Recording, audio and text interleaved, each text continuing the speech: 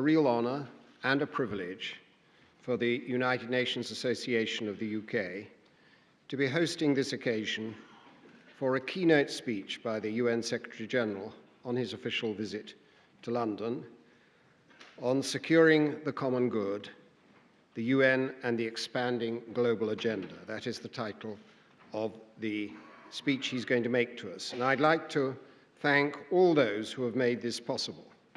The Secretary-General himself for finding time and his collaborators, the Foreign and Commonwealth Office for their support, the Royal Geographical Society in whose prestigious headquarters we are holding this event, and most of all, Sam Dawes and the rest of our small staff at UNA UK who have worked so hard to ensure that all goes smoothly.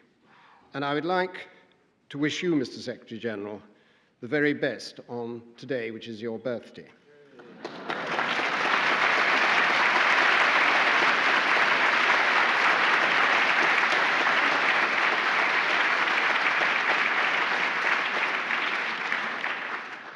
Secretary-Generals of the United Nations do not get honeymoons.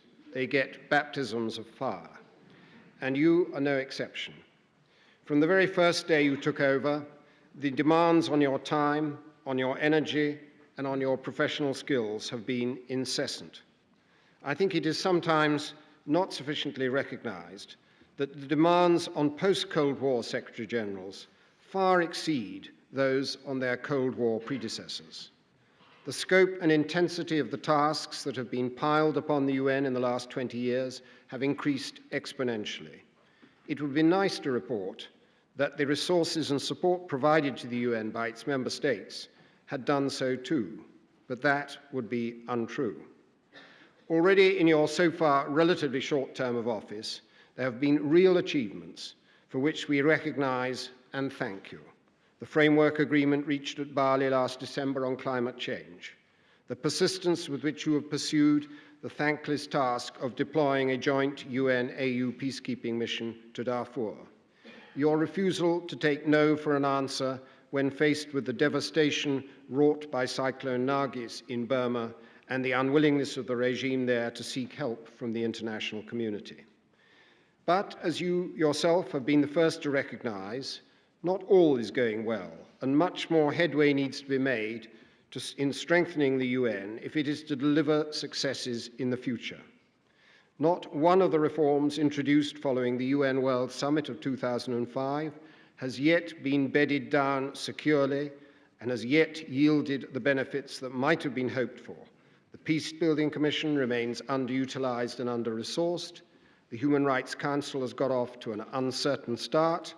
And in this 60th anniversary year of the Universal Declaration, human rights worldwide are still more often honored in the breach than in the observance. The new international norm of the responsibility to protect remains so far little more than words on paper.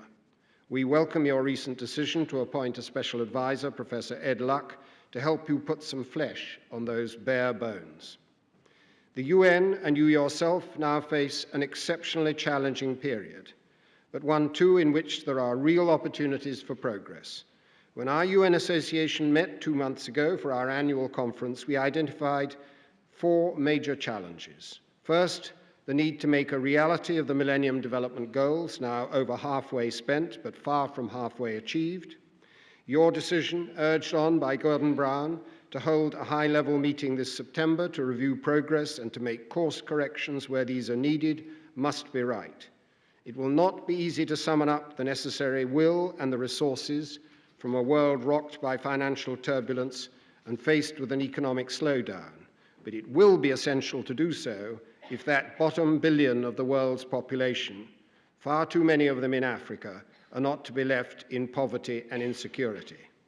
Second, the case for a renaissance in the negotiations for multilateral nuclear disarmament, with clear and positive steps being taken by the 5 recognized nuclear weapons states.